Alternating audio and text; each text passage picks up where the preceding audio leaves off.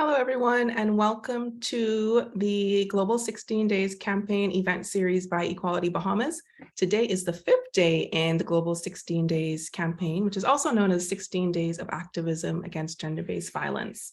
We're really excited to be bringing this series of events again for, I don't know, maybe the 5th or 6th year at this point. This year, we are focused on a theme, hashtag Let's End Femicide. And this theme is continued from last year where we looked at femicide as well as domestic violence in the workplace, recognizing that domestic violence doesn't just stay at home. It often follows you to work and to many other places, and the workplace is one of the places that is the most reliable and the place that an intimate partner or an ex-intimate partner knows that they can find you. So we'll also be talking a little bit about that at some point. But today's conversation is really about this theme. Let's End Femicide. Why are we talking about it? Why are we continuing it from last year? What makes it so important? Today we have members of our team, the Equality Bahamas team. I always forget to introduce myself. This is a great time. I'm Allicia Wallace. And others who'll be in this conversation are Lauren Glinton and Allicia Rolle. And we are really fortunate, really excited to have our guest moderator, Candy Smith. And I'm turning it over to Candy now. Okay, good day. Well, good evening, everybody. So I think we should just take a moment to let our speakers introduce themselves and tell us a little bit about themselves. So we can start with Lauren Glinton. Good evening, everyone. My name is Lauren Glinton. I'm a volunteer here with Equality Bahamas. I've been volunteering now for almost 2.5 years. I started during the pandemic, and I'm really happy to be a part of this series again. We've run it for the last 3 years since I've joined and even before the pandemic. So I'm really glad to be part of this important conversation.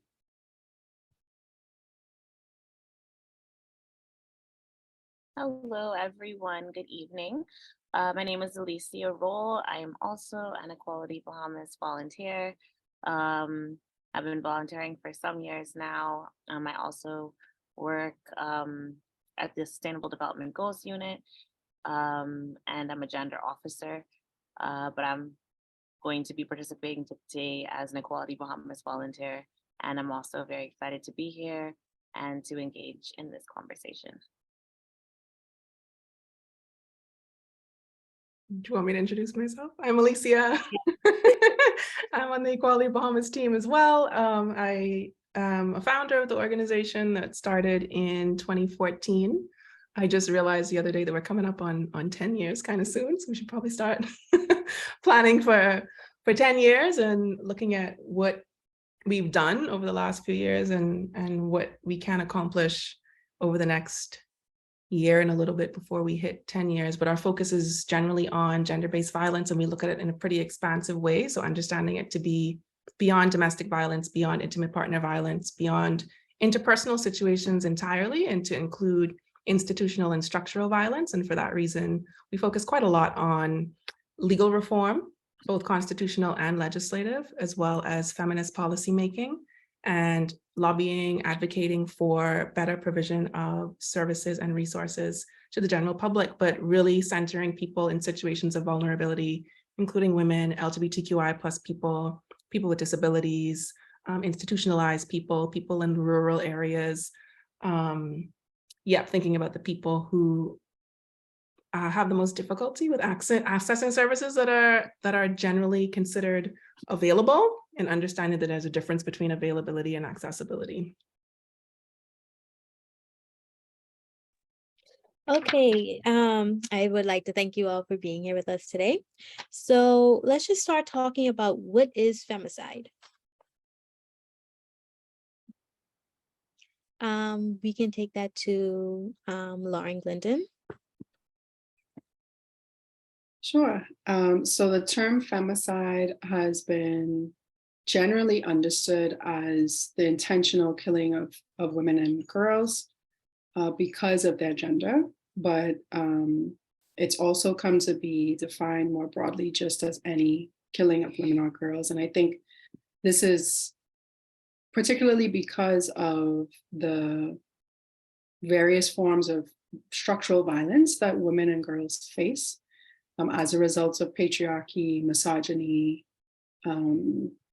gender stereotypes, things that sort of fail to prevent this kind of violence from happening, and failures with intervention. So that's the definition that we're working with. A lot of organizations are working with. Some people like to think of it as, homicide, the homicides of women, femme, like femme being the term typically associated with women.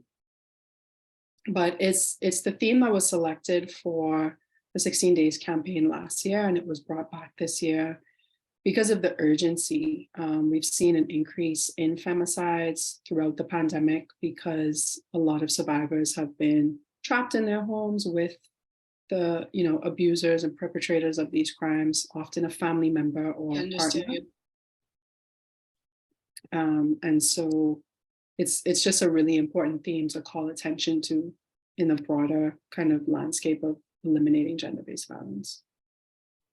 Yes, and I'm happy you brought up how it increased during the pandemic, because I was wondering, have we seen a decrease since things are going back to normal?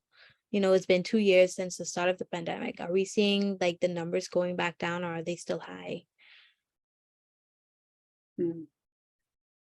That's a great question. Yeah. I personally don't know the data, but I know that the rates at which these kinds of crimes were happening were pretty high before the pandemic. So the normal in itself was pretty horrifying. And I think, we had a session yesterday with Candy Gibson from Families of All Murder Victims, and we were also joined by Jessica Russell, also known as Jessica the Therapist. And we were talking about the impact of femicide on families. And in the Bahamas, it's still very, very prevalent because of the normalization of violence in response to conflicts. So I don't actually have any data, but I would say that I don't think it has decreased. Alicia? Yeah, unfortunately, it's hard to tell because we're not the best at data collection or analysis or dissemination when there is data. But from the stories that we hear from people, from the survivors that we're in conversations with, I spent the day today with a group of survivors, and a number of people report that they were experiencing violence before, different types of violence and different levels of violence, if you can think about violence as being on levels. So a lot of people were experiencing verbal abuse, emotional abuse, and then the pandemic happened and it escalated into physical violence. There were people who were experiencing physical violence before, but then it got worse or became more frequent because of lockdowns and being in the same space with people. No one has reported that it has gone down since. It's very, I don't know if I want to use the word easy, but things can escalate quite quickly, but they don't de-escalate themselves. It usually requires some kind of intervention to get things to I guess, become less severe, and to get violent people to find other means of communicating, to find healthier ways of communicating and getting mental health support and whatever it is that they need.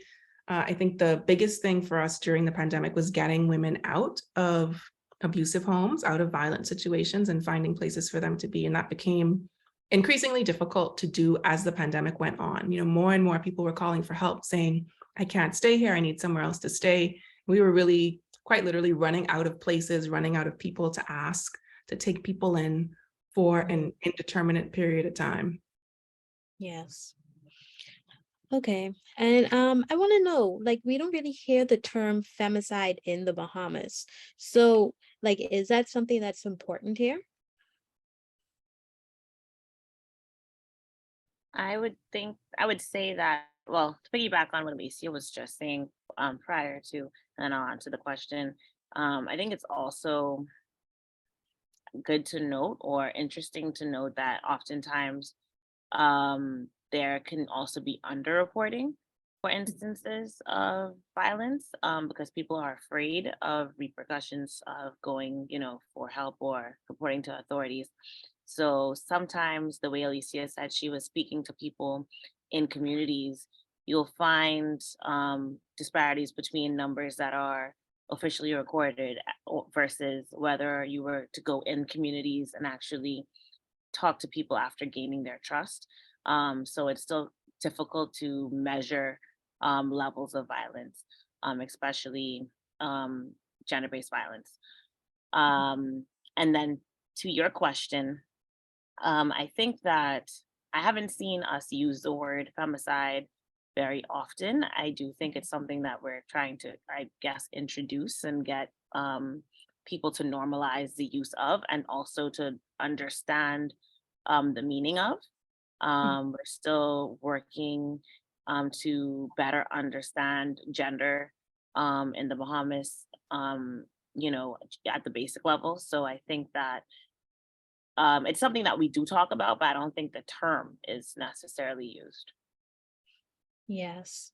Yes, I would have to agree. We talk a lot about women experiencing violence, but we don't actually like name it and call it what it actually is.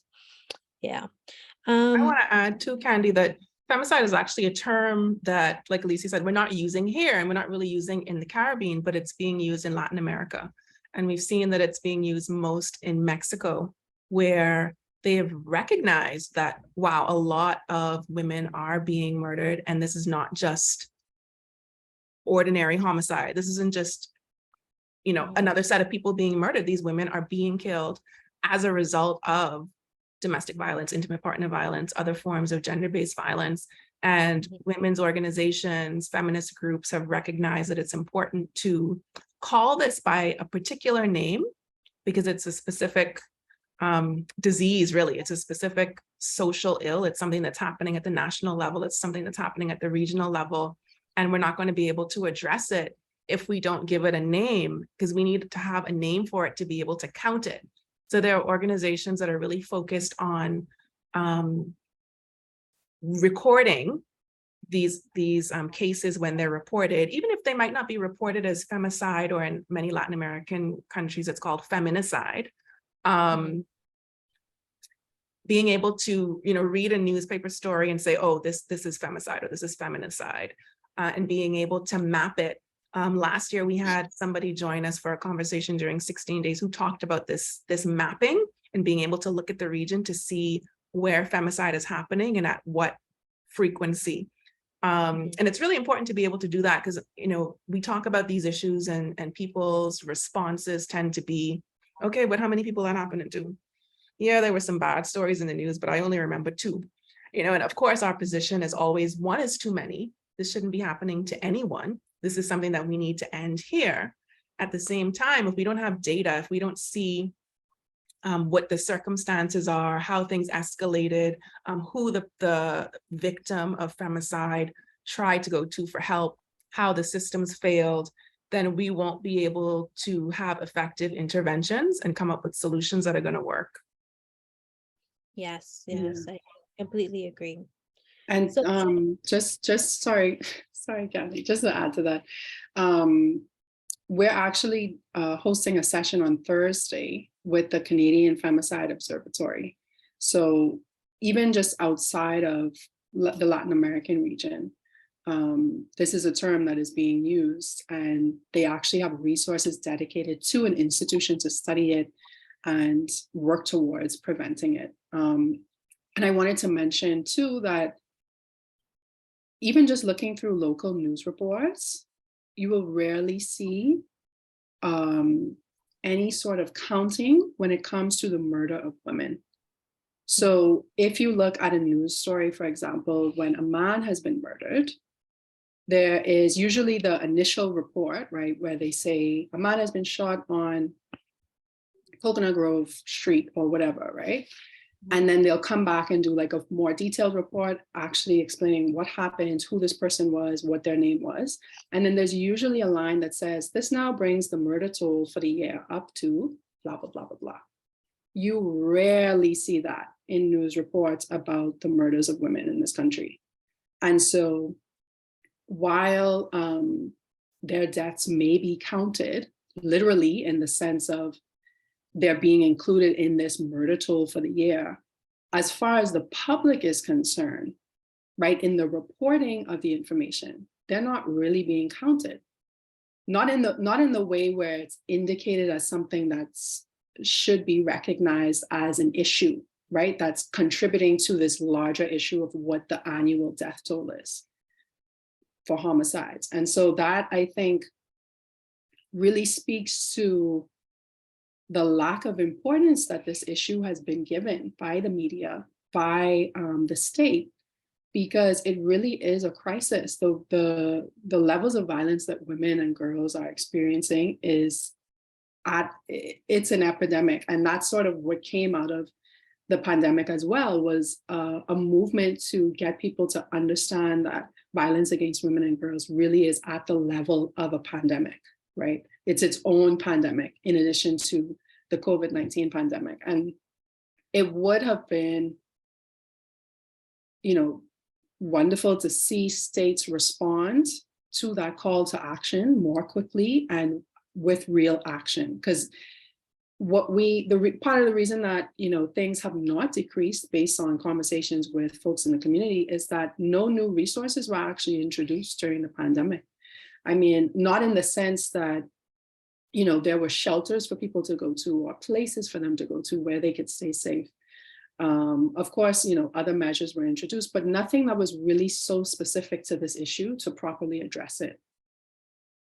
The other thing is that when you're paying attention, even if you're not doing official counts, if you're working in this space, if you're paying attention to what's happening with domestic violence and intimate partner violence, you can start to predict certain things. So before we even got to the point in the Bahamas where there were curfews, or when we had that first lockdown, we said, oh, something's going to happen here. There's going to be a shift. The government is probably going to bring a lockdown because we see it happening in other countries. What is that going to mean for women who are experiencing domestic violence? What is it going to mean for women and their children to be told that you cannot leave the house after a certain time, knowing that they're going to be trapped in a house, in basically a prison, with the person who's abusing them? And what do we need to do? Because, okay, we might decide that, okay, this is necessary because it's a pandemic and we need to control the spread. And part of that is controlling the movement of people and the way that people interact in physical spaces. But we have to be attentive to this other issue that we're causing. And Equality Bahamas was a part of a group called the Feminist Alliance for Rights, or FAR, that put together a set of policy guidelines related to COVID-19. So we were saying, okay, governments of the world, we know that there are certain things that you need to do or that you see fit to do right now. Whether we agree or disagree is a different story, but these are things to think about. We need to think about food security. We need to think about the frontline health workers and what risk they will be undertaking and at work, but also taking back home. We need to look at abuse of power. So if we give law enforcement even more power, what is that going to mean in the US, for example, for Black people?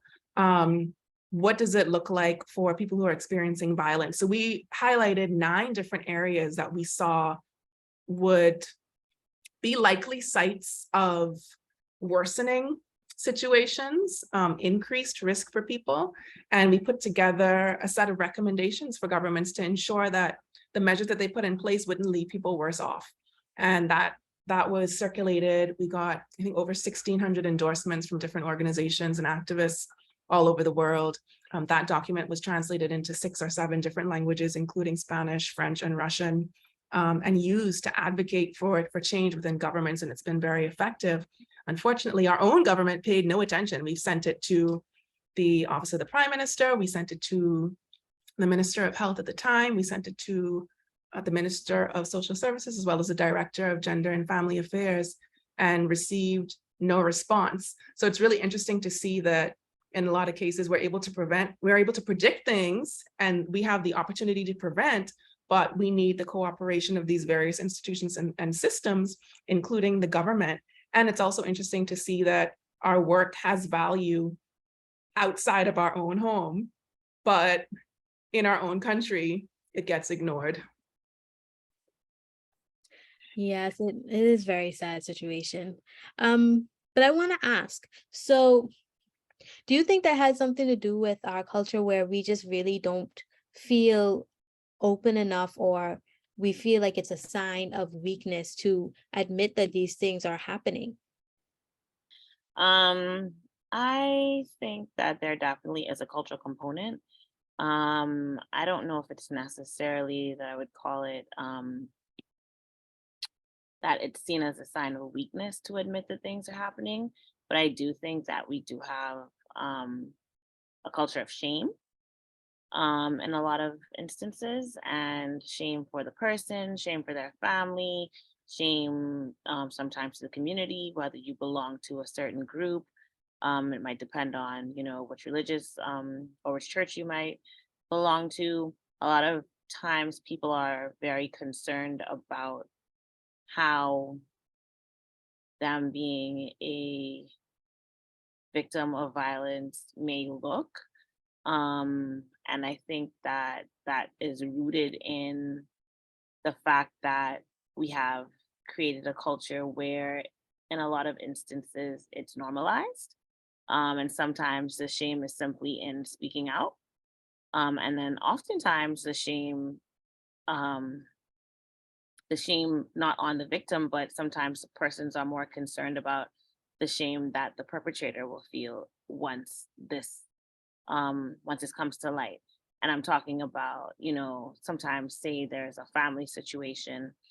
Oftentimes you'll hear that, the man might be the breadwinner, or he might be a certain person in society. And what about his reputation? What's this going to mean for him? And I think that this all stems from us not calling violence what it is, and recognizing that violence of any form should be dealt with accordingly. Whether that be, it shouldn't have to be a physical act of violence for us to then take it seriously. It doesn't have to go as far as someone having to, be killed for us to then say, oh, if only no, we had no idea this was going to happen, but the signs were there all along. However, the verbal abuse is so normalized, the emotional abuse is so normalized, the financial abuse is so normalized that when things escalate,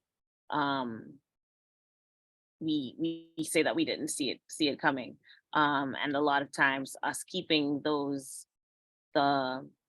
precursor to the escalation, I think a lot of that is rooted in shame, and of course in I guess somewhat our cultural norms. I'll let someone else go ahead. Yeah, Alicia Wallace put in the chat: shame, pride, privacy, secrecy. So definitely people saying that this is a private issue, this is a family issue, right? People outside of the family don't need to know about this. Why you spreading the family business? But when violence is involved, it's our business. People should have the right to live a life free of violence. And I think that because violence has become so normalized between partners, between parents and children, between siblings, friends, enemies, even, right? It's just accepted as a normal response to conflict resolution. And it really is not. It's not at all. And I think that part of it has to do with the law as well. A lot of our work here at Equality Bahamas centers around changes to legislation. And it's not because that's the only thing that matters. It absolutely isn't, right? Advocacy is also really important, but it is important for the laws in this country to actually recognize the rights of women as human beings. Some news stories over the last few years have actually reported that, men have been found guilty of threatening to kill a woman. And I found 3 separate stories where they were given a fine, right? So they were granted bail of, like, in one case, it was $1,000. In another case, it was $4,000. And there was no objection from the prosecution. And that's really that's the value that we're placing on a life? $1,000. And so even threats of violence are just not seen as threats, right? We know that if someone is at the point of making a threat, they could very well deliver on that threat. They probably thought about doing that. They probably have been a perpetrator of violence at some point in their lives, if that is what they are resorting to, right? And so the fact that a threat is not even taken seriously, I think tells you how much of a problem this is culturally, right? And I think the alternative to paying bail was 6 months in jail, which is just not acceptable at all. So, you know, and even in some cases that I read too, not these reports, but actual reports of femicides, some of the perpetrators are quite young. They're 16, 18, 19, and even some of the victims are quite young as well. And so we know that this is an issue that impacts everyone, not, you know, not just adults who would be considered grown and have fully developed brains. It's also young people who, you know, maybe don't know how to express themselves, or growing up in environments where they don't feel safe, or violence seems like the only solution. But culturally, I think the value placed on women's lives and girls' lives is just, it's not there. And so you don't see that intervention or prevention coming through with state responses. I think it's interesting too, what you bring up, Lauren, about threats not being taken seriously. And, you know, if you know what a threat is, it's sort of like you don't know what's going to happen, but you treat it as though this person is serious. And I think one of the causes of this sort of like la la la idea about threats is that our language generally is very violent. That like there are threats that are issued very casually and that get laughed off. And we're not careful about what we joke about. And if you take something seriously, and if you say, oh no, that's not acceptable, or no, we don't joke like that, it's like you're the problem. You like a stick in the mud or whatever. And it's just like, you take things so serious, you take things so far. But no, I'm not gonna sit here while you say, boy, I'll like, I don't know what that means. You will laugh and what? Like what? Say it out loud so everybody here could hear you. And then I could go and make a report, because nothing calls for that. That's just, we're not doing that. But the language that we use is very violent. And even when we talk about sex, something that's supposed to be enjoyable, something that people say they like, and when they talk about it, it does not sound pleasurable at all. It sounds horrible. It sounds really terrible. And it's not limited to music, right? Like people blame reggae and dancehall music. No, this is an everyday conversation. And it just goes to show that we have to address these things. We have to talk about them when they are what we might consider to be small, because these small things develop into bigger things. Allicia Rolle put in the chat, socialization of girls and boys. And goes back to our ideas about gender and how girls are supposed to be and how boys are supposed to be, but also that they learn things from the adults they see around them and from the conversations that they're hearing. And we know that just because they're smaller or younger, or we think they're not as smart as we are, doesn't mean that they're not catching on to the cultural cues. They are, and the evidence is in the research that we're seeing come out now. So, you know, the report that we talk about all the time that the Crisis Center did with the University of I think it was the College of the Bahamas at the time, with high school students, most of whom thought that it was appropriate for a man to discipline, I don't know why that was the language used, but to discipline his wife or girlfriend. How would a 10th or 11th grader get that idea? That's not something that's taught in school. That's not like in science class or anything. They're getting it from what they see at home, what they're hearing at school, what they're picking up from, you know, we like to blame the media, but it's all around them. We're having these conversations really casually. We are behaving in ways that are teaching them things that unless they put in effort, they're not going to be able to unlearn. And that's why we have people who are much older than us who, you know, we would think should know better, and who are just like, I don't know what you're talking about, this rights thing, this isn't making any sense, because they have sort of learned by osmosis, just by existing in a really messed up society that's built on patriarchy and misogyny. And the only reason that we know any better is because we tried. We've read a few books, we watched a few videos where people talked about it, and we were open to different ideas. But unlearning takes a lot more time and a lot more effort than learning. And so it means that we have to be way more intentional about the way that we raise children and the way that we engage them as aunts and uncles and teachers, and doctors and people who are generally occupying the same space in society and within communities as young people. Yeah. And the unlearning also requires you to admit that you got it wrong. And I think that a lot of people struggle with that. They struggle to say, I was wrong about this thing. And so if you're dealing with folks who are quick to be defensive and will rely on things like, oh, well, this how my mommy teach me, and this how my Grammy taught her, and this what the da-da-da-da-da. No, we are not going to get very far with that kind of thinking, you know. And so you have to, before you can even unlearn, you have to be willing to unlearn. You have to be willing to be in that place where you say, okay, no, the way I used to think about this is actually not right. And I think that's really why things are so slow, because people are not willing to accept that. Yes, Sorry. you go ahead. I was going to say I completely agree. And just two things that popped into my mind. One, going way back early in the conversation when I think Lauren was talking about the statistics for police. I remember during my day-to-day work having to use those statistics and reports and things. And I just wanted to check whether or not they had started to, you know, actually collect the data and sex disaggregate it. And they haven't as yet. So it actually is very difficult to figure out, you know, what offenses are being committed by or to women or men. They have the kinds of offenses, but it doesn't necessarily give us that in-depth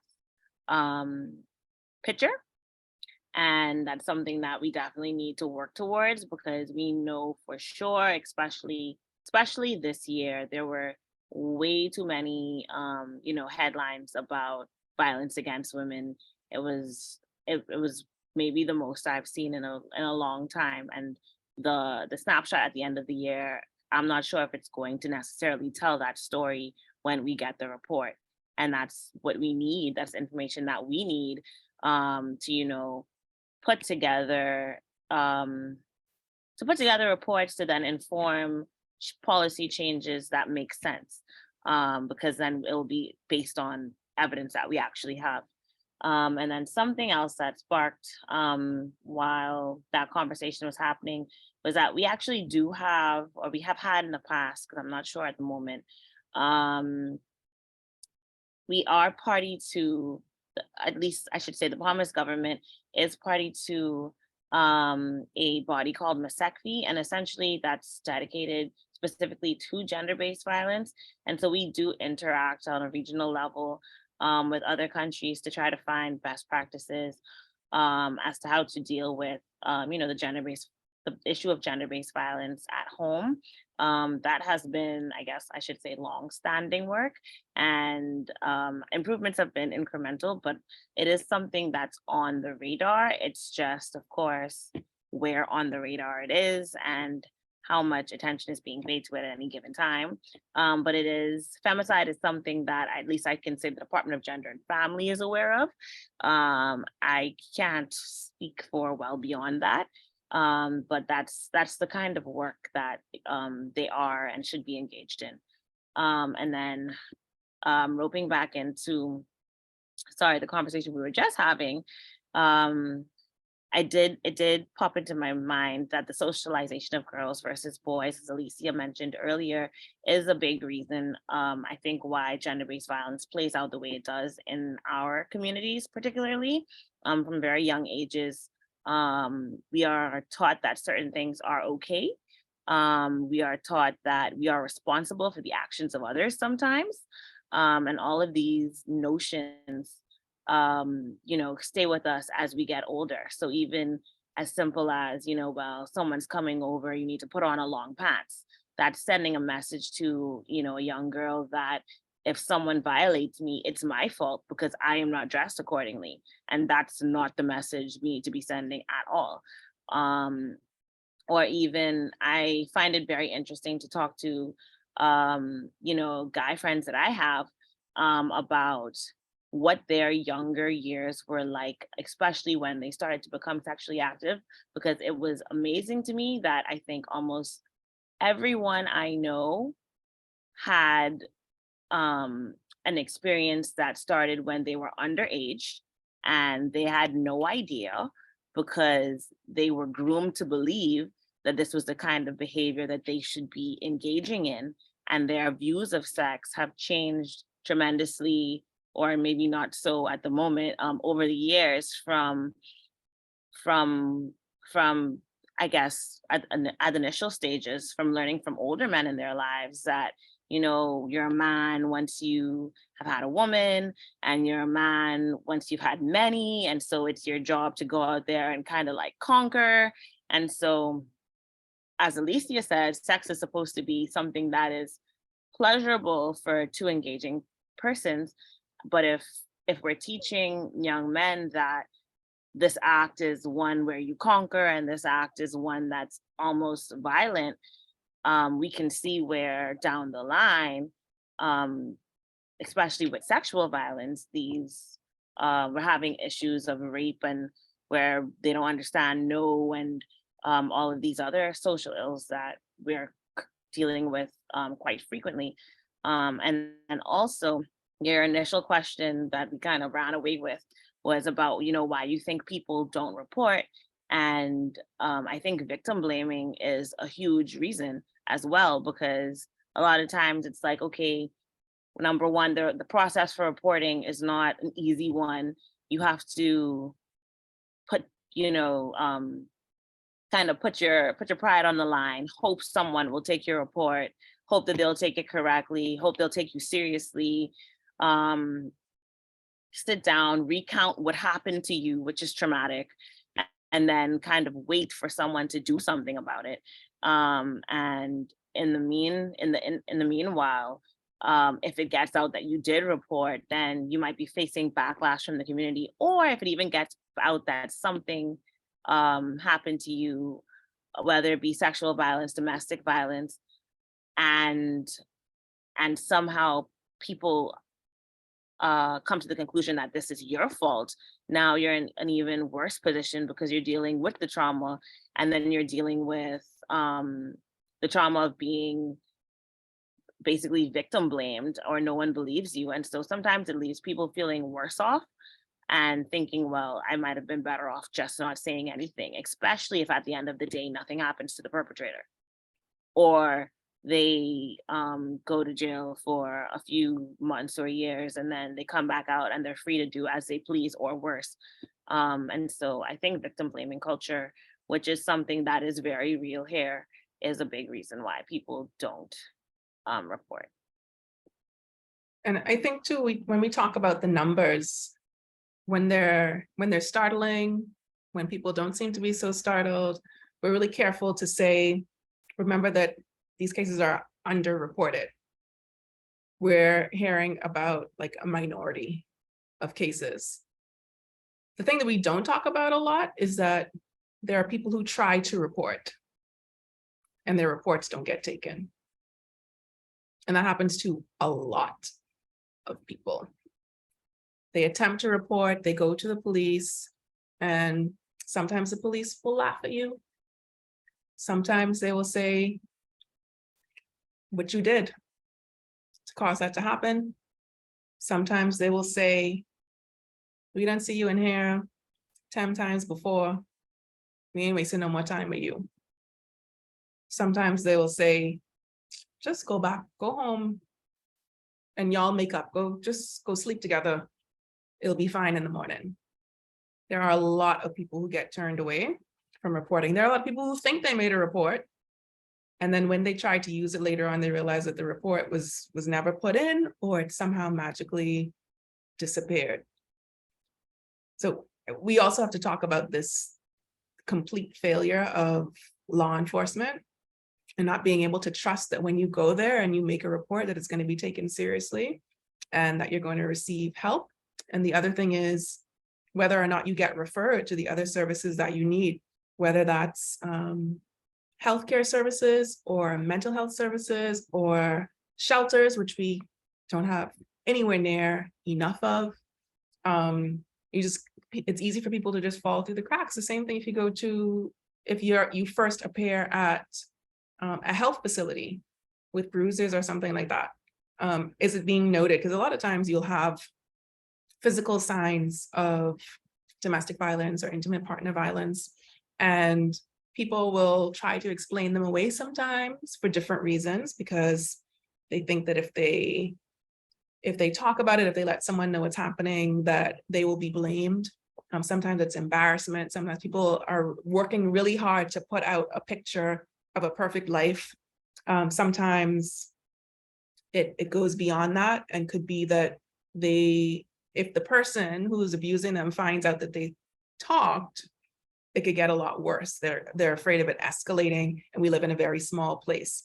So sometimes you can see the signs and you know the person's lying to you. What is the protocol for that? What are the screening measures that we have? What are the referral services? You might not be able to make a report to the police on someone's behalf, but you could still provide them with some information. They might not want to tell you what happened, but maybe they'd be willing to call a hotline anonymously.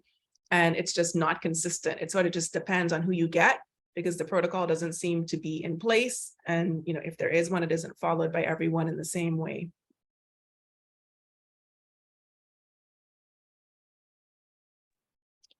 Yes, it is really sad for some victims because they don't really get the help that they need, especially since in the Bahamas, mental health isn't really seen as something that that is good to talk about. Like, you're really dissuaded to talk about your mental health struggles.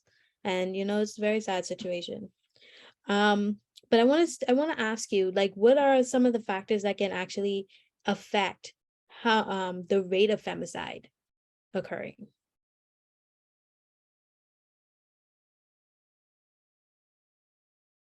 I think one of the things is the law.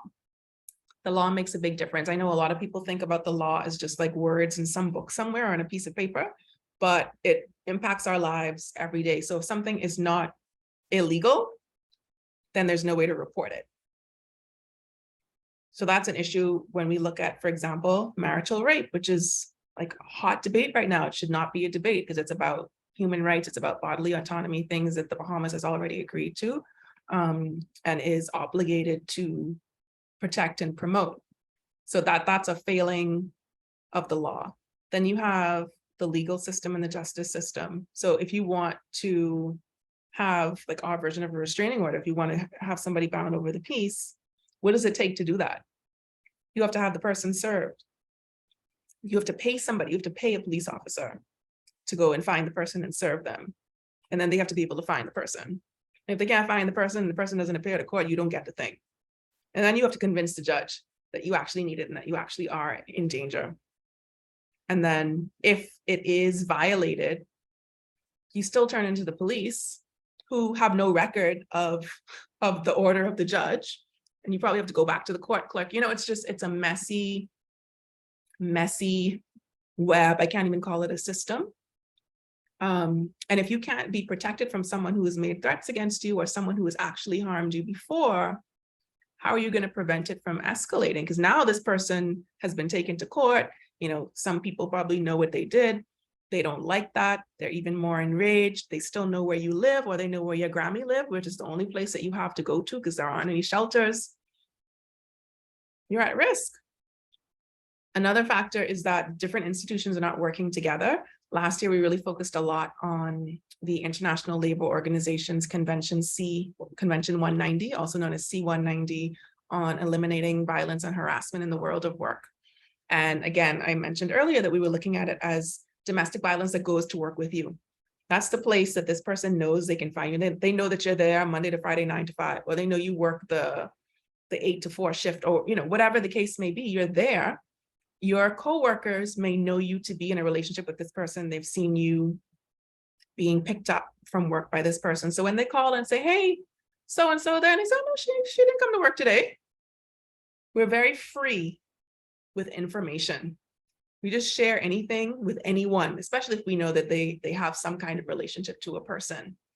Not having secure networks. If you have a place that the Wi-Fi is open, there are ways to get into other people's devices when they're using the open Wi-Fi. All of these things employers should be responsible for. And C190 defines the world of work as going beyond that one place where you work, whether it's a cubicle, it's an office, it's a building, whatever it is. It includes your journey to and from work. It obligates people within this sort of ecosystem of work and transportation and accommodations to be working together for the safety of employees. So those are a couple of things that we have failed on. We haven't done a good enough job with our laws. We haven't done a good job of creating a system that actually works and that somebody can track and ensure that their efforts to keep them safe are actually going to be worthwhile. And we have not ratified certain conventions like C190 that would be incredibly helpful in moving us forward. I just want to follow that up with, I'm happy that you brought up the whole how the marital rape, criminalizing marital rape is like a hot button issue. You see a lot of the church leaders and the Christian council voicing their opinion about it. So do you think that the church directly or indirectly impacts femicide? I would say directly. And I'm actually glad you brought that up, because one thing I wanted to make sure we talked about was the difference between direct femicide and indirect femicide. So direct femicide includes the types of femicides that would typically come to mind for a lot of people. So these are things like domestic violence that ends up being fatal, right? Any sort of, I guess, aggression that ends up being fatal, that would be considered direct femicide. Indirect femicide is those instances where the death occurs as a result of something else, right? Something that may seem unrelated to femicide, but is in an indirect way. So, for example, the death of a woman after a poorly conducted abortion, that's actually considered femicide. Any sort of death that's linked to maltreatment, starvation, any sort of neglect, that would also be considered femicide. And so when we look at the influence that the church has in the Bahamas, absolutely, there's an impact on their congregations, because their members are members of the public, right? So any sort of frameworks that they're sharing about how to think about issues is important. And so, they play an important role in that web that Alicia is talking about. Like, it is crucial that the church be involved in disseminating information about things like violence and relationships between partners, relationships, again, between parents and children, just between people, because people do look to church leaders for advice, right? About life, about how to conduct themselves, about how to respond to things, particularly in situations of tragedy or situations of pain or conflict, right? When you don't know what to do, a lot of people turn to the church. They turn to their pastor, they turn to the Bible. And so it is, I mean, they have a really significant role to play, because we know that many people like to interpret things for themselves in a way that confirms or justifies their beliefs about things.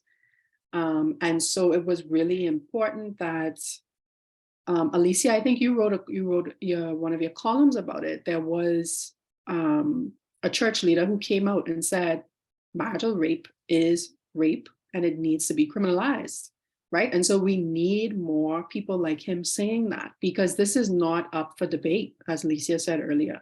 We're talking about women's rights to their bodies, their rights to safety, their rights to live a life free of violence. It really is just a basic human right that we should not still be advocating for.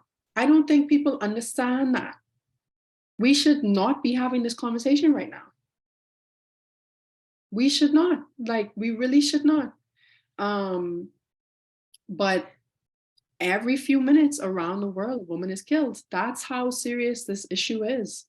It's a global issue. It impacts people of all walks of life. But, you know, one of the things that we talked about yesterday, that Alicia talked about with Candy, was the fact that in a lot of Bahamian communities, you see, and even, you know, outside of the Bahamas, you see these really high rates of violence in communities that are under-resourced, right? Or don't have access to financial supports, right? Or opportunities that would give them the chance to actually have their basic needs met.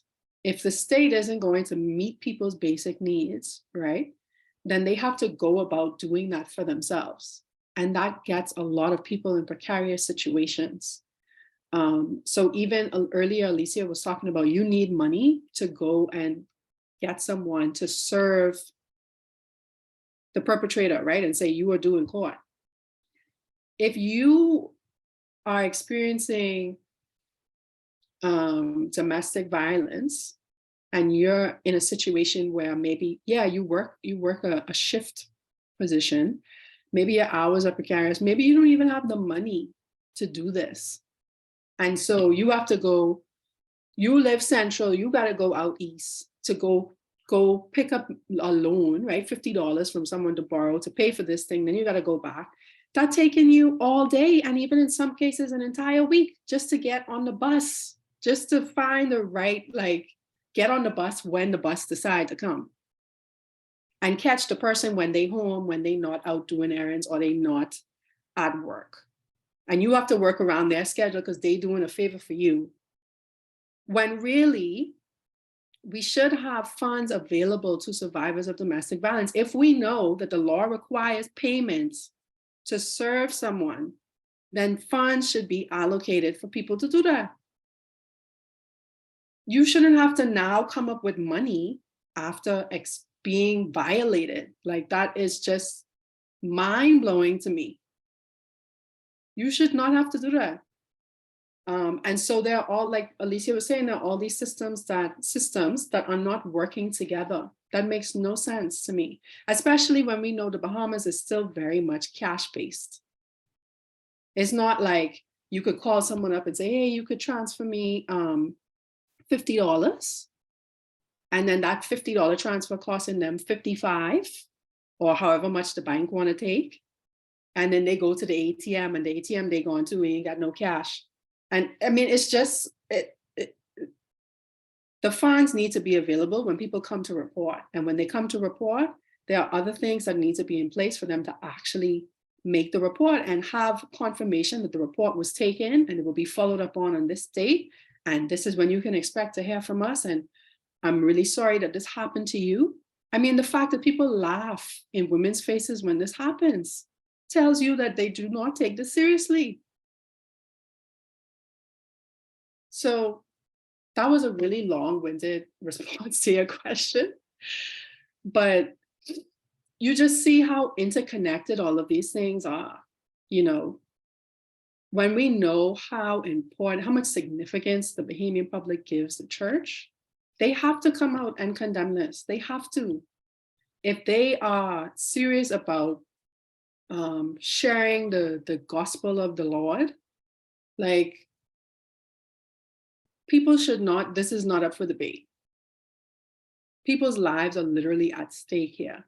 And that should not be the case in a world where people are supposed to be loving and supposed to be kind and supposed to be generous and supposed to be caring. This is not at all reflective of that. I completely agree, Lauren. One thing that you mentioned that I want to highlight is finances. There's definitely a direct link between finances and rates of violence, and that's why it's very important. You'll see a lot of initiatives talking about financial empowerment for women, etc. Because a lot of the times it's not that people don't want to leave the situation that they're in, it's that they don't have the financial capacity to leave the situation that they're in. And economic times have been on the decline. So that has also impacted probably the rates that we were seeing during COVID, after COVID, et cetera. And I want to talk about the fact that every time I talk about finances or women not having, financial resources, I always hear, well, women run all the households and women are in the top percent of managers and this and that. While there may be women in leadership positions, their gender still affects their treatment in those positions. And so the pay gap is real. Beyond the pay gap, the benefits gap is real. Women in a breadwinning position is not seen as the same thing as a man in a breadwinning position. And the gaps between what is afforded to them are also very real. And so it might be seen as though all of these resources are available to these women, but especially if they are the breadwinners or the head of a single family household, that means that their resources are even more strained. So that's not something for us to celebrate. It's something that we need to take into account when talking about the financial burden for women. And so, as Lauren was saying, funds do need to be made available for these processes to be carried through, because it makes no sense if you can make the report, but you can't have it actioned, because then you're stuck in the cycle of non-action, and essentially nothing has happened. And if you can't afford it the first time, you probably won't be able to afford it the second time. And this also goes back to the fact that financial violence is very real. A lot of times people are stuck in domestic violence situations because they don't have money for first, last, and security. If I move out, who's going to help me take care of these children? If I move, will he continue paying for my school fee? And so all of these things are factors that need to be taken into consideration. And that's why it is important that we level the playing field for women and men. And even though women are statistically doing better than men in academics, it really does not translate when you look at the money that they're making when being employed.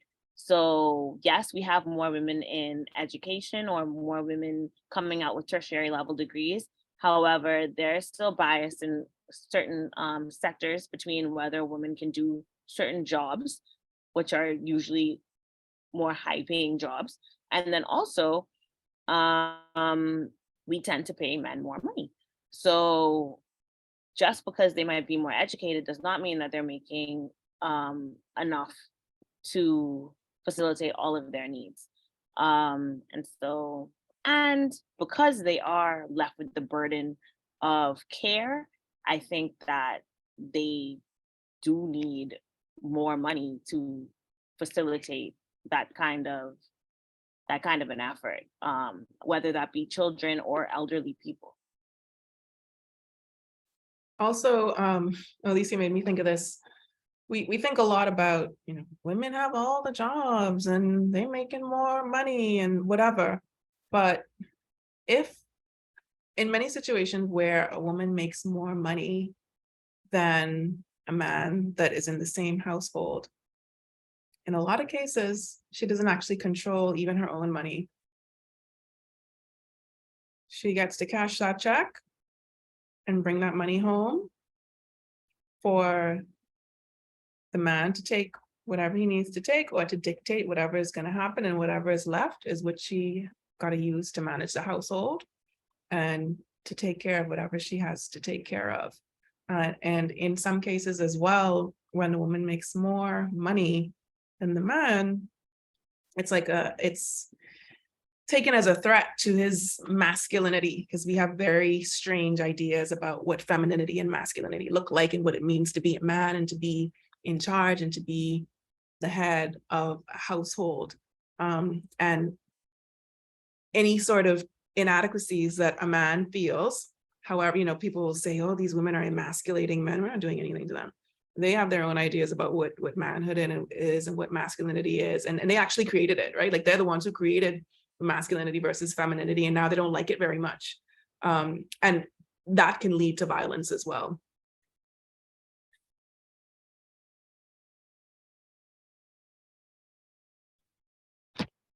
Yeah.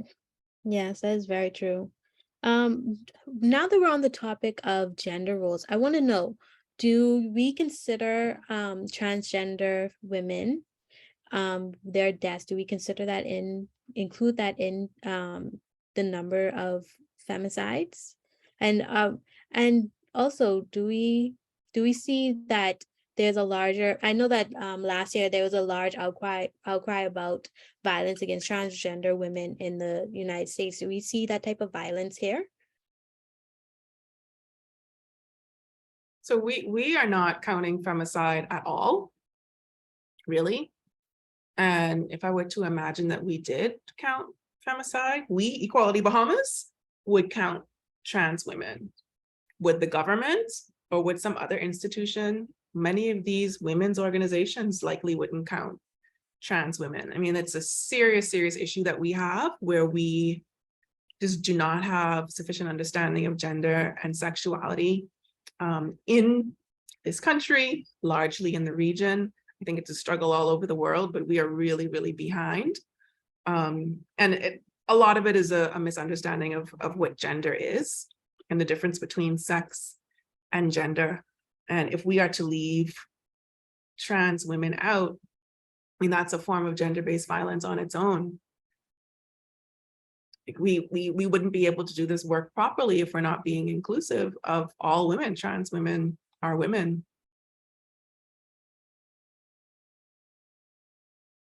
Oh, and then you asked about violence against trans people.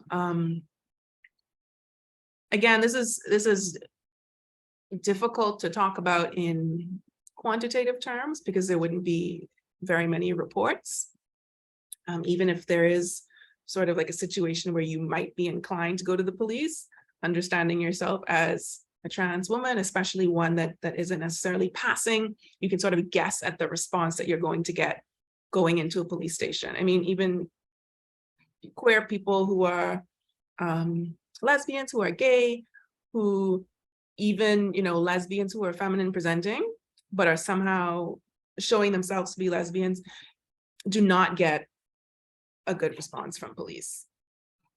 I mean, really horrible response, laughed out of the station, told that, maybe if you walk properly, maybe if you grow your hair, all these different things, and you wouldn't have these problems. You wouldn't have to experience hostility and violence against LGBTQI plus people if you just weren't LGBTQI plus. Just be a different kind of person. And the violence that trans people experience is just beyond. It's beyond.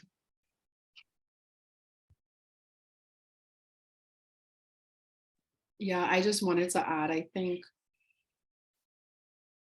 it'll take a very long time, I think, given the state of a lot of our systems and institutions right now.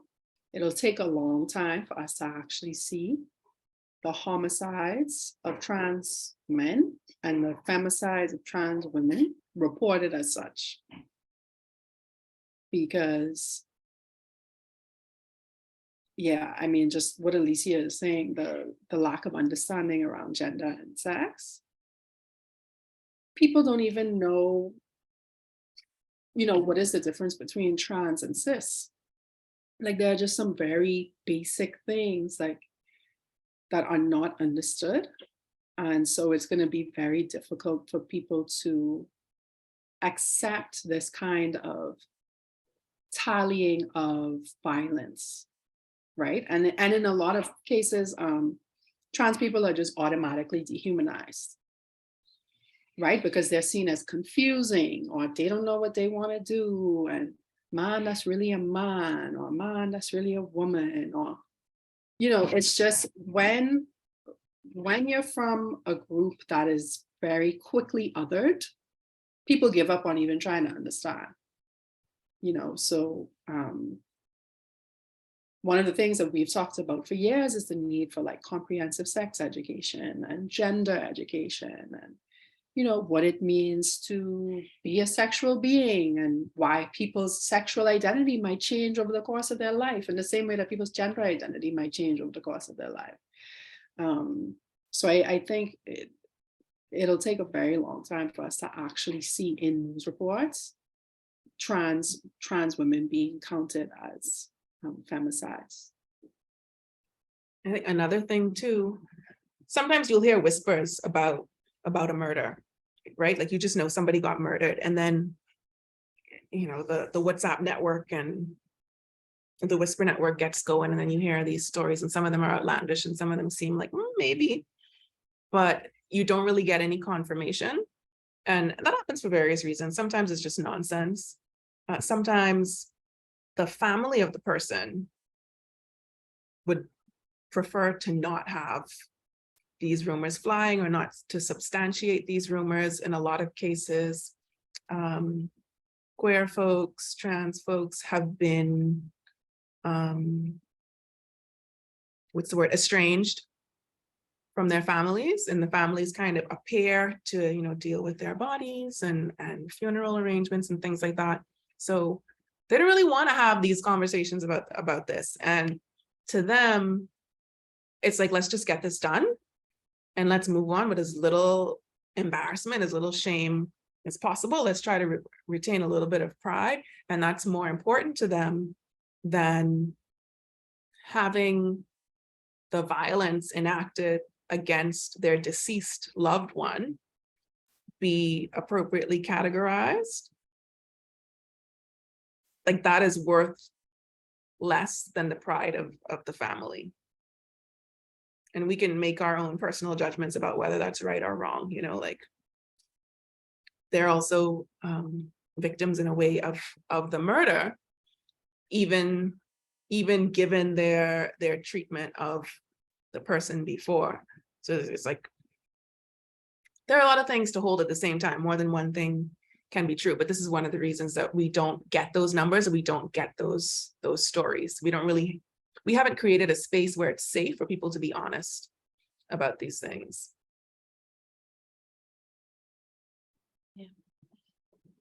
Yeah. So I wanted to ask, we've talked a lot about the shortcomings that the system within the Bahamas have. I want to know, what are some things that we can demand of our government to try and better the situation for these victims?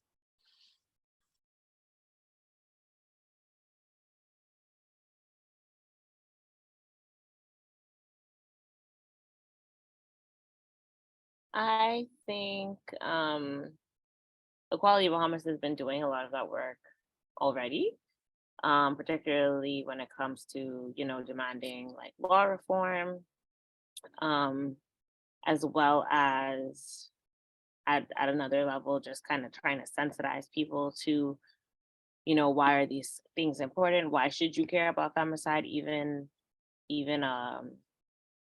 seminar, like workshops or forums like these, where people are on Facebook, maybe scroll and tune in and actually understand. We might take for granted that some people understand what's going on with the marital rape bill, but you'd be surprised that a lot of people actually have no idea about why exactly it's important and why they should care about it.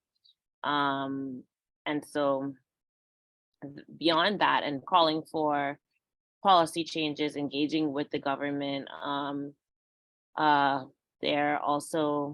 we've also been deeply involved with different processes and kind of knocking on doors even when people aren't opening them. However, what we really should be calling for is that these things shouldn't necessarily have to happen at least the government level. I think that we can be a lot more proactive about making some of these changes, because the information that we do have is information that is being collected largely in part by government agencies. We are supposed to be sharing best practices, learning from other countries in the region who are already doing work that is working. We have access to resources. So I think that we should be calling for, us to take these matters just more seriously. A lot of times I feel like it turns into like they called it a hot button topic. It's interesting to talk about for a while.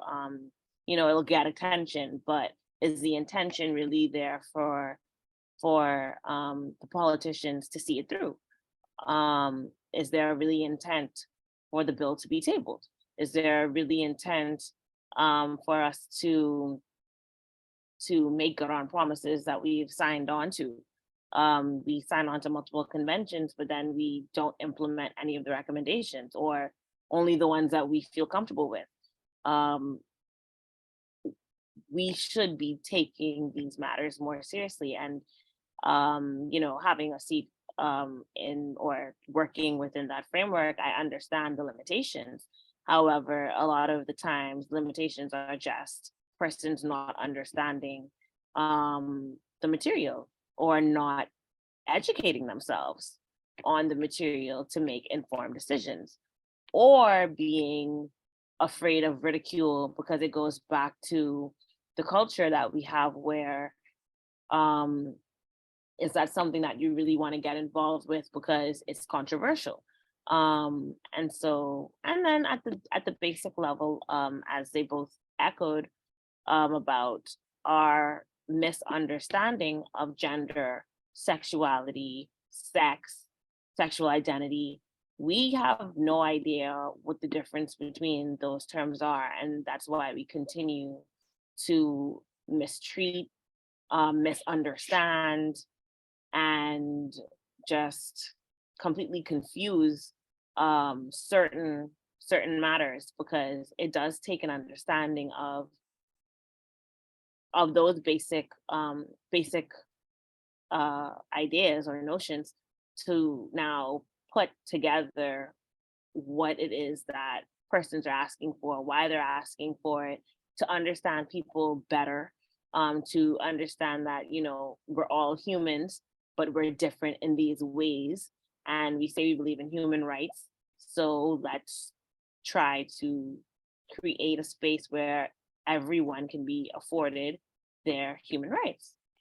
And I think it's really just, it's not simple, but I think that's where we are. That's what it is. Yeah, one thing I would like to see that we've talked about a lot at Equality Bahamas is,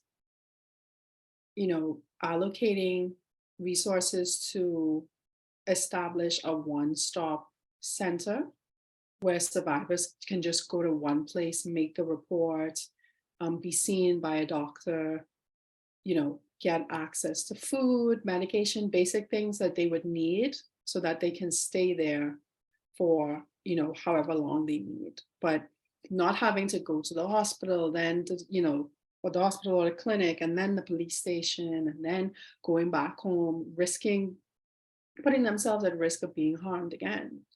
right? So, and I think what would really be instrumental is if the government said that, you know, they finally want to take responsibility for this issue, because as Alicia mentioned, the government has agreed to certain international conventions that make it mandatory for them to work towards eliminating discrimination against women, and that includes violence, right?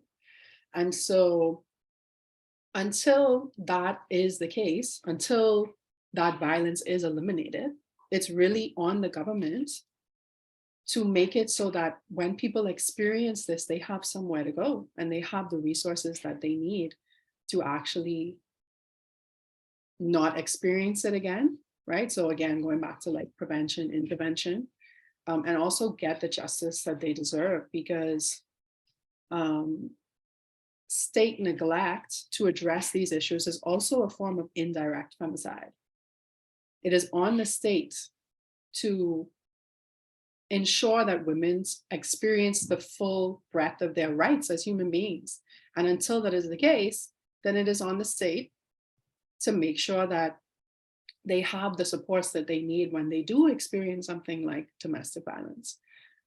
So allocating funds and resources to something like a one-stop center that is not, you know, clearly demarcated as that, because then we'll have the issue of perpetrators knowing where to come, right? Maybe there are several set up, right, in different parts of the islands. There are certainly going to need to be some on the family islands, but also having general members of the state, so that would include police officers, trained on how to respond to these issues. Also having doctors trained who work in government clinics, knowing how to respond, how to act properly, assess survivors of violence, right? Because until the government treats this as the crisis that it really is and kind of arms all of its members with the information they need to properly respond, we're not going to see the change that we need to see. There aren't enough men involved in this work. There aren't. And that's why I think we saw that outlandish statement from Clint Watson a couple of weeks ago saying that the women's groups have been silent on the issue of marital rape, which was completely false, right? But again, it's easy for people to dismiss us because they already don't see us as full human beings. And so when he can get up there and say, oh, the women's groups, right? Can you imagine if we had more men involved in this work, how much more difficult it would be for people to dismiss? And I'm not saying that that should be the case, because that shouldn't be the case. But I'm just saying, given what we know about our society and how much value is placed on men in comparison to women, and let me be clear, cis men versus cis women, right? This is truly the responsibility of the state. And so they need to put measures in place to properly respond. So training police officers, training doctors, training teachers. Teachers should also be teaching children how to identify signs of abuse and telling them that this is abuse, right? I know when I was in primary school, the principal was allowed to beat children for getting out of line or whatever. That needs to be communicated to kids as abuse, right? So this needs to be an issue that is fully understood for the crisis that it is. And there are a lot of things that can be done. You know, we talked about the funds. I just mentioned a few more, but I think, you know, one thing another thing I would like to see is the Department of Gender and Family Affairs doing sessions like these that we do all the time. It is on the Department of Gender and Family Affairs to educate the public about gender and family affairs. It's not a lot to ask when you have a department dedicated to it. They're leaning real heavy into that family part. Real heavy. They thought it was very important to have a men's desk over there. I mean, very, very interesting decisions have been made. From last year, we had a set of demands, 6 demands. We're continuing those this year. And you can still access all of the campaign material from last year, all of the recordings from the sessions, maybe 1 or 2 that we didn't record for various reasons, as well as some images that you could post on Instagram. All of they're evergreen, so you can still go there to get that stuff. It's at tiny.cc/go16. And there we have our 6 demands, which were to update and implement the National Strategic Plan to address gender-based violence, which has been knocking around for years, and just the government has done nothing with it. So it's not like we don't have answers. It's not like we don't have ideas and solutions. We do. There was a task force that worked for 3 years and produced this report for it to sit on a shelf somewhere. We're also calling for the Bahamas to come into full compliance with CEDAW, which is the Convention on the Elimination of All Forms of Discrimination Against Women. We have to report to CEDAW again quite soon. We should have been reporting last month, October, but due to the pandemic, the sessions have been backed up. So we'll probably be reporting over the next year or so, depending on how quickly the committee catches up. But we have not done a whole lot to respond to the recommendations that were made by the committee in 2018. And again, if you go to tiny.cc/go16, we highlight 16 of those recommendations that we still need to take action on. One of them is in progress, which I'll talk about in a second. The third demand is to fully comply with Bellum du Para, which is a regional mechanism that is focused specifically on violence against women. The fourth one is to criminalize marital rape, and to do so explicitly by removing the words "who is not his spouse" from the definition of rape that's in Section 3 of the Sexual Offences Act. And of course, we have the Strike 5 campaign, which is focused specifically on this issue, and you can access information on that campaign at tiny.cc/strike5IVE. The fifth is to record and publicly report on the gender-based killing of women as femicide. Again, really important that we have the numbers, really important that we have context for the murders of women and understand that they are based on gender. And then the sixth one is to ratify ILO Convention 190 that I talked about earlier on eliminating violence and harassment in the world of work.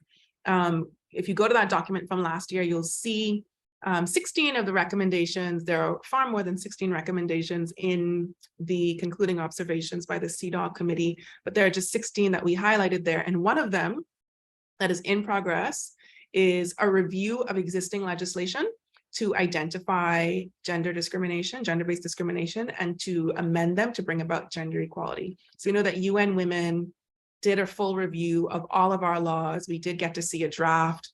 There was a mess of a forum that was held earlier this year. That was anyway, it's a whole other story, but we're still waiting for the finalized report. I'm being told that we should have that in the first quarter of next year, and we're really holding on and waiting for that because that is going to, I think, dovetail with a lot of the initiatives that we have coming up. So those are just a few of the things that we're focusing on now, a couple of the things that we're demanding. And we're also doing quite a bit of work that really shouldn't fall to an NGO, least of all a completely volunteer-run grassroots NGO. We've undertaken quite a lot. During the pandemic in 2020, we held a number of sessions to come up with policy recommendations to end gender-based violence. Those recommendations are available at tiny.cc/endgbv. I could say a lot more about that, but we could talk about that at another time. We've been doing quite a lot to engage community members in the work that we're doing. And around femicide, we have a few initiatives coming up. We're going to announce in the next couple of days some workshops. One that's focused on data collection, looking at how we can collect this data for ourselves because it's not being done. So looking at ways that we can read newspapers, we can look at news media online and kind of like suss out for ourselves which ones of these murders of women are gender-based killings and keep track for ourselves, because a lot of the things that we realize we're not getting from the government, we just have to create for ourselves. And we're finding ourselves doing this very consistently. NGOs standing in the gap, NGOs doing the work of government agencies, of government ministries, especially social services, because I don't know, it's not even that they don't have the capacity. It's like there's the technical expertise is lacking. Civil servants are just put in positions, and so they just it's just a job. They don't really care about the issue. The funding isn't going to the right places. We're just operating this country on a slush fund. There are so many things to deal with, and these issues are all interconnected. The corruption doesn't just stay in the financial area, it doesn't just stay in the economic stuff. It does affect the social aspects. It does affect the resources that women have and the resources that we have to be able to protect ourselves and to take care of each other.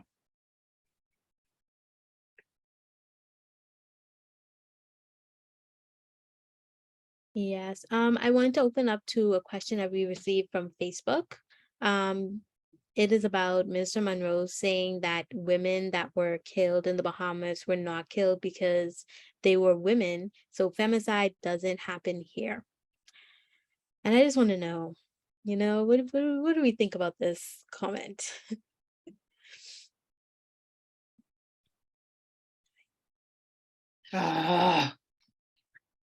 Like what? Yeah. But his thinking on a lot of issues is very problematic. Yeah, Very like I was gonna say, it's nonsense, but I'm not surprised coming from him. Yeah. And I am sure that there are a lot of other people who think like that, who are in the government. Right. So Just a few months ago, there was I can't remember his position, but it was a police officer that was responding to a question about like all of these gender-based murders. And I think it came out of something that we said, like we put out a statement about femicide. And so a reporter asked this police officer, and this police officer said, it's not femicide. Most of these women are being killed as a result of domestic violence. And I was like, did you hear yourself? Did you hear yourself? Do you know that domestic violence is a form of gender-based violence, and that gender-based violence that results in the killing of a woman is femicide? Like, how are you not understanding this? And it really is a cause for concern. It's terrifying that these are the people that are in charge. Yeah. These are the people that are responsible for the police officers that we come into contact with in police stations. These are the people that are responsible for taking reports, aggregating them, and communicating crime, like today's crime, to reporters, to the media. No wonder we're getting really ridiculous headlines about unlawful sex with a 14-year-old. It's not sex. Let's just stop the madness. A 14-year-old cannot consent. It is not sex. It is rape. If you want to call it statutory rape, you just go right ahead. But let's stop with this sex nonsense. Mm-hmm. Yeah. So I think, it's easy to have a reaction to one person in particular, but we know that that's the real concern, is that there are a lot of people who think like that. That's the most concerning thing to me, because gender-based violence is called gender-based violence because it's violence that disproportionately affects people of certain genders. That's literally what it is called. Like, that's literally the definition of the term. So again, it's you see how easy it is for them to dismiss things that impact women. Oh, that's domestic violence. Yeah. Women are disproportionately affected by domestic violence in this country. So yeah, she was killed as a result of her gender. Her gender has something to do with that, because women in this country are treated as disposable. For whatever reason, the Bahamas ratified the Convention on Human Rights, right? But that doesn't seem to apply to women. If the rates of domestic violence that we see in this country were affecting men at the rate that they're affecting women, he wouldn't even dare say that. He wouldn't even fix his mouth to say that. And so it's very concerning that these are the people in charge. Like, how are we supposed to progress if these are the people in charge? Yes, and something that came to mind when Alicia said that we speak in a very violent way is how comfortable men feel disrespecting a woman as soon as she turns down his advances. It's immediately calling her every name in the book and cursing her out and everything else. And it is just so normalized. Listen, I've told this story before. A couple of years ago, I was downtown and this man was, catcalling my younger sister. And I literally told him to stop. And I was like, please leave her alone. And he's like, I wasn't even talking to you. You ugly anyway. What? First of all, I do not care what you think about me, because this is the kind of behavior that you think is acceptable. So that don't bother me none, right? But it's like, clearly this was about your ego. And it's about your ideas of masculinity and what makes you a man and how you're supposed to approach women and da da da da. So, it really is all connected, because for someone to turn around and say, well, I wasn't even not interested in you anyway, when they get rejected, tells you, to your point, how little they actually respect women, respect women's bodily autonomy, respect women's right to consent, which means their right to say no, right? Consent isn't just right to say yes, it's right to say yes, no, no, and that's something that we've talked about as well at Equality Bahamas, is the importance of knowing what consent is. People don't even have a basic understanding of that, right? The absence of a no is not a yes. And then even in the presence of a no, people still think, oh, no, you don't really mean that. I do. Actually, the answer is no. That's a full sentence. No is a full sentence. So it's, it's an issue. And there was a study done with Hollaback, Bahamas, and at the time, College of the Bahamas, that found that a lot of women in the Bahamas have their first experience of sexual harassment before the age of 17. So it is very normalized for men to harass women and girls, not just women, girls, people who are very clearly underage. It's somehow normal and accepted. And we talk about street harassment a lot. We talk about sexual harassment in public spaces, and a lot of times people are like, "Is this what y'all talking about? This what y'all concerned about?" And they're missing that violence is a spectrum, that gender-based violence is a spectrum, that sexual violence is a spectrum, and where you could think of street harassment as the most innocuous, kind of brush it off your shoulder form of sexual violence. And on the other end of that is rape, right? The thing that we all as women fear the most. We just live with a perpetual fear of rape. And the space between these two things is just not that wide, because if you can violate me in public by talking about various parts of my body and saying what you want to do to me, or even trying to touch me, you could do that in public in the daytime with all kinds of people around. What would you do through an alley or in the dark where nobody could see you? It's a very short distance between these two things. And the same is the case for gender-based violence. And it's really important for us to all understand it and what it could look like, because you could be in a relationship and be convinced that certain behaviors are protectiveness, or a healthy kind of jealousy, when really it's exercises of control. Oh, well, No, he doesn't want me to catch a ride for, with my friend from work. He likes to pick me up because he wanted, and it's just, little things that seem cute that other people are like, oh, that's nice, and can escalate very, very quickly. Oh, he just talked to me bad sometimes when he gets mad. And there's no order to it, right? Like, it's not like it starts with verbal and then it moves to financial.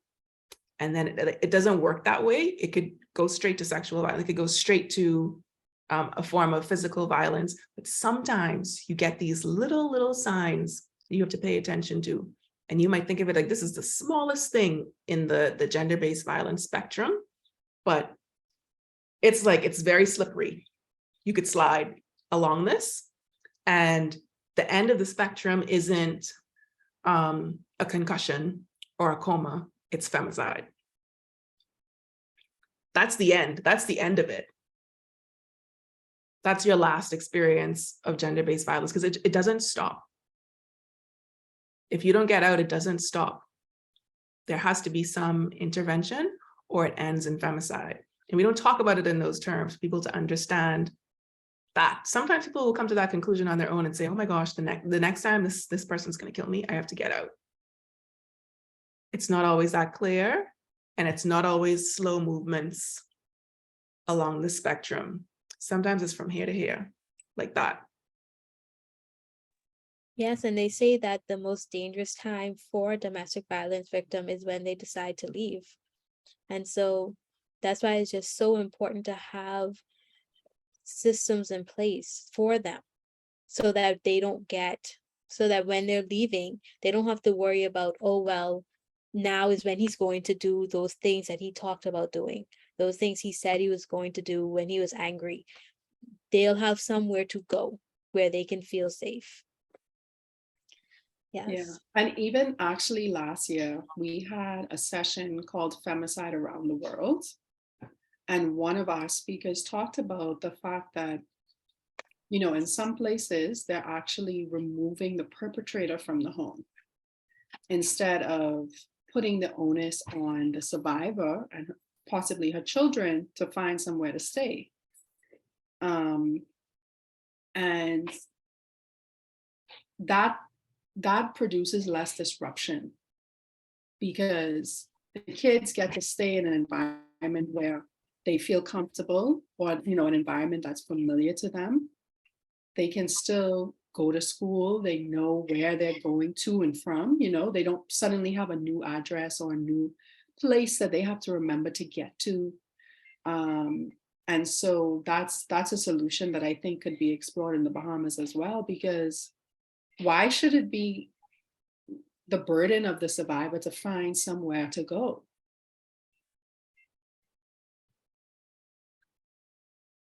And then also chiming in, that gender-based violence strategic plan that Alicia mentioned, that's a government document. You can find it online. There is something or oh Lord, I don't know what to call it. Sorry.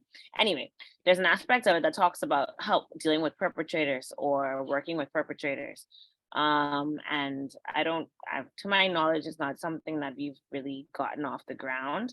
But when talking about gender-based violence, it is important to talk about, working with the perpetrators of gender-based violence, as well as working with the victims of gender-based violence, because we see the cycle where violence happens, they may or may not go to jail, or they get bail. But if they do go to the jail, unfortunately, sentencing for gender-based violence doesn't seem to be very harsh.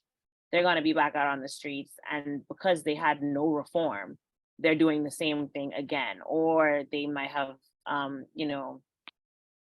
come back or come out of jail even in a worse condition, and now their crimes have escalated.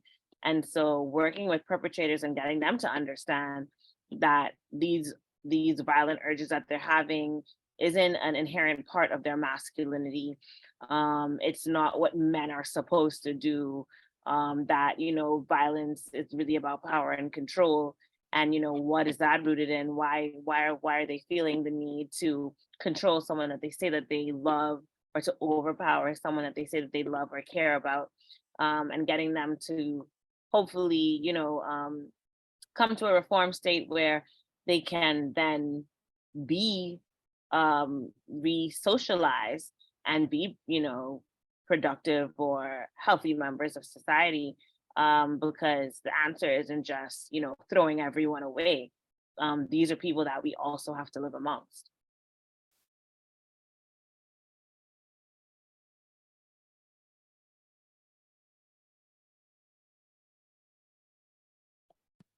Yes, I feel like we spoke a lot about so many great things, and we're it was really important to talk about it, because with the government not really taking some of the things that you guys are putting out there, that the recommendations you guys are setting, they're not really heeding those things. It was very good to have this conversation tonight. And it really, one thing that really struck me was how you were saying that sometimes you may have to decode some of the ways that the media reports on the violence that women experience. And I found that very interesting. So I'm guessing I'm going to call on Lauren right now to talk about, the upcoming events. Or So as Alicia mentioned at the beginning of the call, we had this discussion tonight as part of our 2022 16 Days campaign. And this is a global campaign to call for the elimination of gender-based violence. And so we have an event on Thursday. It's virtual, happening over Zoom, with, oh, let me make sure I get this right. What's her name, Alicia? Myrna Dawson. Myrna Dawson from the Canadian Femicide Observatory. So we have that happening at 6 p.m. on Thursday. We have a yoga session happening on Sunday at 8 a.m. with Antonio Weish. And this is just, in recognition of the fact that this is a really heavy topic. So we want to make sure we make space for people to relax and unwind and tune in with their bodies and their minds. And then next week, we have a couple other sessions during the week. So on Monday, we're having a chat about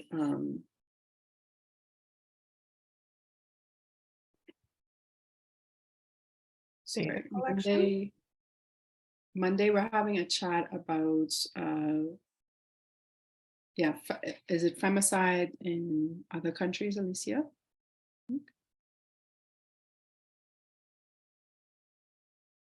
Yeah, that's coming up next week. I think we might switch the date on that. So the next confirmed one right now is Thursday. Okay. Yeah, so Thursday we are doing a hybrid poetry workshop. So this is next Thursday, the 8th, with Marian Bethel, Sonia Farmer, and Brittany Delaney. And this is actually going to be hybrid, so in person, and you can join on Zoom. If you would like in person, you would be meeting at Poinciana Paper Press on Parkgate Road. And then we have, we'll likely have another session next week, Saturday, that we're just confirming right now. And then we have a session on the 14th, where we'll talk about family leave. So December 14th, so that's 2 weeks from tomorrow. And then, going into 2023, we will continue having our CEDAW speaker series. So in the lead up to the 30th anniversary of the Bahamas' ratification of CEDAW, the Convention on the Elimination of All Forms of Discrimination Against Women, we will invite speakers to come once a month. We've done that since, I think, May of this year. So we will continue that into 2023. And we're looking at different articles of the convention because the convention is quite long. So we're breaking it down by articles so that those attending can get, kind of a good in-depth understanding of what each article covers. So this past Saturday, we had one on Article 9 that talked about nationality rights. So then the next confirmed one will be third week of January. So we have that to look forward to. And then of course, shortly after that will be our International Women's Day programming in March. So don't want to get too ahead of ourselves, but you know, stay tuned to our social media platforms. So Facebook, Instagram, Twitter, we are Equality 242. And on every post for an event, you'll find the registration link. So if you follow us, you'll, be up to date on how to attend.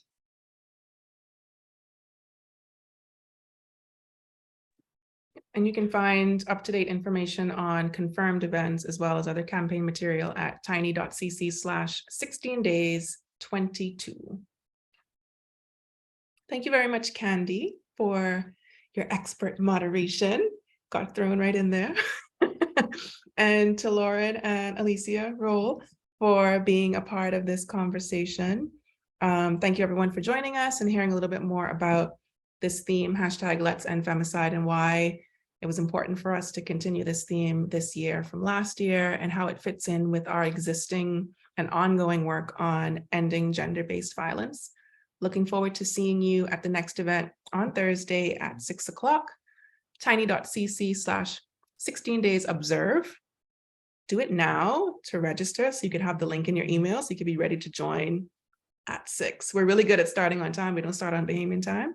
So tiny.cc/16daysobserve to be with us on Thursday with Myrna Dawson from the Canadian Femicide Observatory. Thanks again, everyone, and see you on Thursday.